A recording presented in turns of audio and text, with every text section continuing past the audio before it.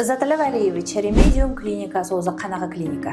Remedium klinikasi ko'p tarmoqli klinika. Nima degani ko'p tarmoqli? Jarrohlik yo'nalishlari bo'yicha bo'limlar mavjud va terapevtik yo'nalishlar. Jarrohlik yo'nalishlari bo'yicha bu umumiy jarrohlik, abdominal xirurgiyaning barcha turdagi operatsiyalar bajariladigan umumiy jarrohlik bo'limi. Bu jarrohlik bo'limida qorin bo'shlig'i bajarilgan hamma operatsiyalar bajariladi. Diafragma, qizilongach teshigi churalari, 12 barmoq oshqozon ichagi yara kasalliklaridagi operatsiyalar, jigar, talon, oshqozon osti bezida bo'ladigan kistalardan bajariladigan operatsiyalar, plus abdominal jarrohlikning barcha turdagi operatsiyalar bajariladi. Qanaqa usulda? Bular maloinvaziv, laparoskopik va traditsion usullarda bajariladigan operatsiyalar hammasi shu yerda qilinadi. Proktologiya bo'limi ham mavjud jarrohlik ichida.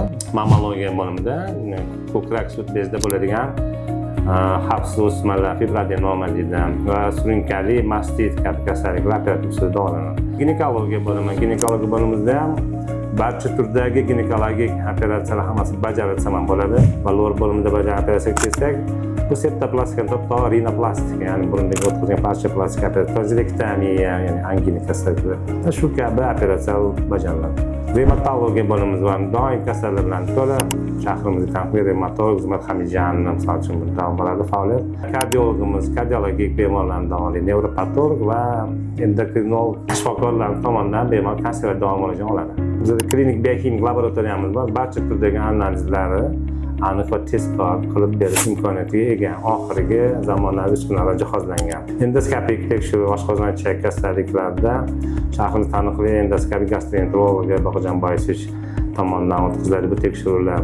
UZI tekshiruvda, ultratovushli tekshiruvda barcha ko'lamdagi tekshiruv amalga oshadi. Dopplerografiya hamda yurak ekokardiografiya kabi tekshiruvlar ham bizda bajariladi. Kunduzgi shifoxona bo'limimizda vrachlar, shifokorlar tomonidan belgilangan turli xil muolajadan bemorlar ambulator ravishda qatnab olishi mumkin. Faqat sharti kerakli shifokor tomonidan ko'rib, aniq tayinlangan muolajalargina bizda bajariladi.